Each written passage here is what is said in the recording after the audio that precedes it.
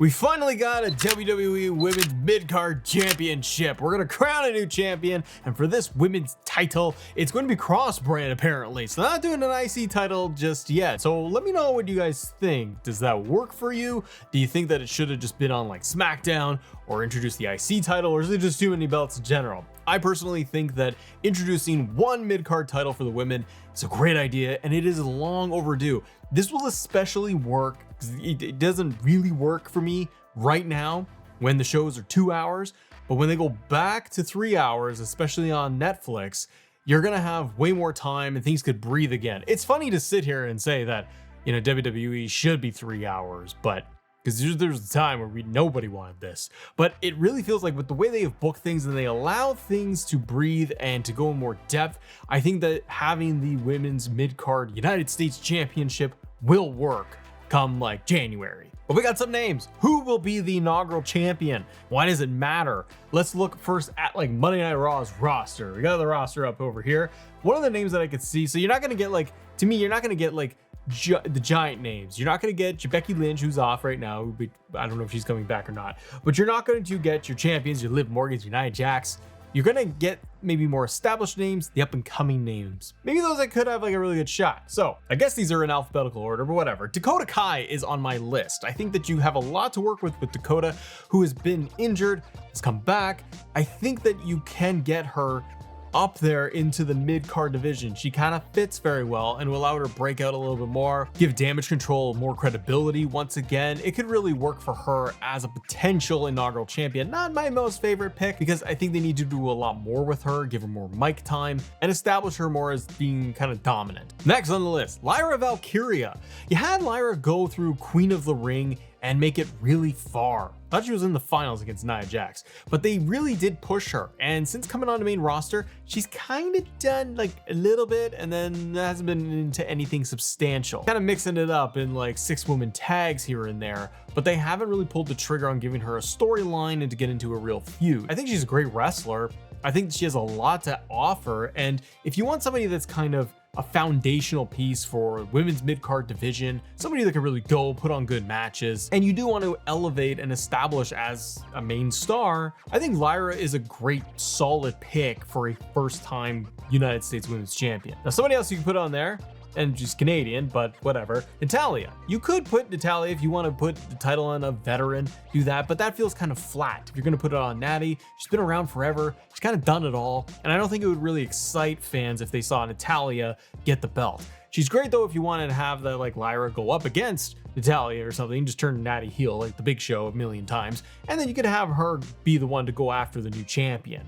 But I don't know if Natalya would necessarily work as your first-time champ. Now, sticking with Raw, I got 2 other names here that are on this list that could work. Pure Fusion Collective has been not really on TV that much, and I think that's just due to the WWE Raw going to 2 hours, them just not having a lot of time to work with anymore. And you want to get Pure Fusion Collective on TV regularly. Zoe, Shayna, and Sonya Deville, they're working as a good faction. I like them as a unit, and I just think that they could get like the tag team titles. But if you wanted to give them more edge, you could put the United States Championship on Sonya Deville. I don't see that happening, but she's kind of like the leader of it all. And if you really wanted to have that team dominate, especially in the new year in January on Netflix, then you could really give them more TV time and let them stand out if they ended up picking up those tag titles and Sonya gets the United States Championship, maybe as the inaugural one or just down the road, but I think Sonya would be good for the mid-card title. The other one as a great baby face to give the title for the first time ever would be Zelina Vega. I think Zelina Vega has proven time and time again that she can be great in the women's division, that she can have good matches. The fans really like her. She is over with the crowd. She ain't doing a whole heck of a lot when it comes to the LWO. And I think to even give that group more credibility, Zelina Vega with the title will be awesome because the top of the card of the women's division with your champions, very crowded. There's not a lot going on Raw, like where it's like, okay, it's Rhea and it's Liv. They don't let anybody else at the top there, do they? And you do have a lot of pieces circulating over on the WWE Championship side for the women with Nia Jax and Tiffany, Bayley, Naomi, all of them. You got a lot going on over there. I feel like Raw needs that, and I feel like players like Zelina Vega don't quite get the opportunity that they should. And Zelina, as a big crowning babyface champion, Zelina is one of my top picks. Now let's look at Smackdown for a minute. I'm gonna throw these names in here, and I don't know if they would be inaugural champions because they are champions themselves right now, but it depends on when they do this whole tournament thing. If it is a tournament, it's not even announced as a tournament. Whenever they do this, please do not, WWE, please. You're not listening to Matt at all, nor you probably should, but I would beg of you, it would behoove you to not do a battle royal. Please, if you're gonna bring in a brand new belt, a crowning achievement for a new champion, don't make it a 15, 17 woman battle royal and you get a new champ out of it. Don't do that. Do it proper. Do like a month-long tournament or something where there's stakes and you can tell other stories within a tournament. Like they could veer off and women could go and get into other things and other rivalries. Do something fun. Don't just do a main event battle royal on Raw. That don't work for me. But people that are on SmackDown that are champions that could pick up the belt, you could do Jade and Bianca. Not that they would both hold the United States Championship, but it'd be kind of cool if you wanted to do the breakup angle between Jade and Bianca. And a good way to do that is if they lose the women's tag titles and there's a little bit more heat in there and there's frustration between them.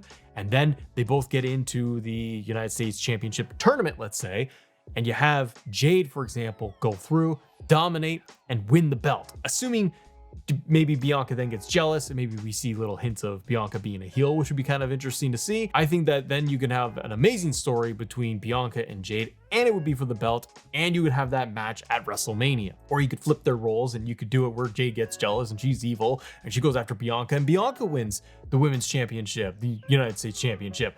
That way you have a very established former champion, women's WWE champion in Bianca Belair. Huge credible name. That also helps elevate the belt right out of the gate. And then if you have it kind of trading with Jade, after that, you could start bringing in other names.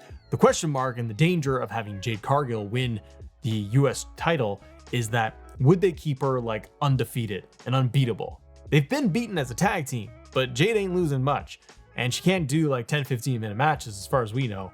I don't know if they want to go that way, but it'd be interesting and it would help tell a story. Okay, other names on SmackDown you could do. You could do Bayley. Bayley is a strong United States champion. She just had her run at WrestleMania with the WWE title. Bayley is an established name, and again, it's like Bianca. You want to elevate a US title right out of the gate and make it feel very high and important. Having Bayley as your inaugural champion is a really good idea, but I think they want to do it a little bit differently, and they might want to do some different names, not younger names necessarily, but ones that haven't been circulating the belts. Candice LeRae is somebody like that. Now, I don't feel like Candice is a very exciting pick if you're going to have a US title, but she is getting more TV time. She's getting more involved. I don't know necessarily if she's going to be in War Games or not, but she's mixing it up on SmackDown way more. Indy Hartwell, unfortunately, was released, so we know Candice is not going to be in the tag team side of things.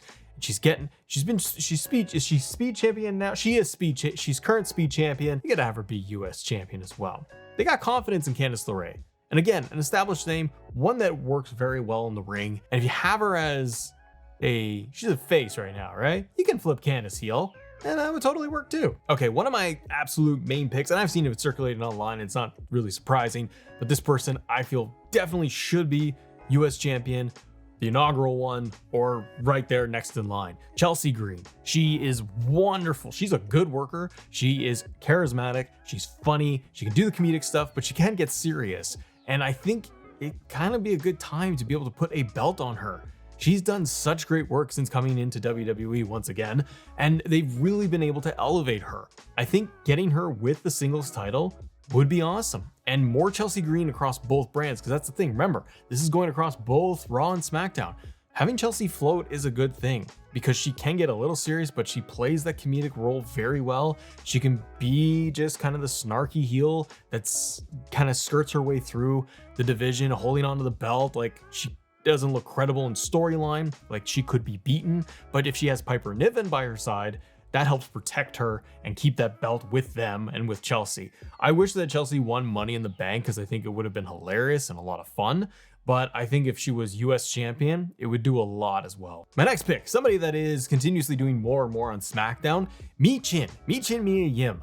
I really would like to see what Mia Yim would do with the US title. I think that she's put in great work this past year on Smackdown. She's had really good matchups. She's getting into more feuds. She's getting more TV time. And I think that the fans are really coming around to her and embracing her and wanting to see more from her. I think we need to see more promo time from her and getting into real actual feud. But winning a US title and then again being able to float across both Raw and SmackDown can do a lot for her. She can wrestle very well, and I think it would help elevate her and kind of let her break out a little bit more. But great as a babyface, as a competitive, hardworking babyface to go up against the challenging heels. It would work well. And my last pick, and again, kind of like a top contender for me as well, Naomi. Now I know Naomi is mixing it up with Nia Jax, the women's title scene, all of that, but if Naomi went off in a tournament and was able to win the US title, it would look great. I think that Naomi she gets, like, I've seen her live in the last year. She gets huge reactions and huge pops. So Naomi is extremely popular with the crowd. And I think you could feed a lot of heels at Naomi. You could also tell a good story of her and Bayley if you want to incorporate that and have a jealousy angle in there. You can do a lot with Naomi as a champion to kickstart the US title in the women's division. And once again, somebody that is good for both Raw and SmackDown. You're elevating that title because Naomi's very established as a superstar in WWE, and she can also help bring in other names and other heels and really try to elevate that whole division that we're going to be getting. And I hope with the US title for the women that it doesn't become an afterthought. If they're introducing another belt, I think it's important that you're keeping it on par with the other main titles, the other mid-card titles, the men's US and Intercontinental title. That women's US title needs to get a lot of spotlight, attention, good amount of match time for it to really work and establish itself as being important in WWE. Who are your picks? Who would you pick as the inaugural WWE Women's United States Champion? I like the white strap on the belt. It looks really good, almost better than the men's, even identical, but I love that design. If you guys want to talk more WWE, more topics, click this video right here, subscribe to the channel, and have a great day. See ya.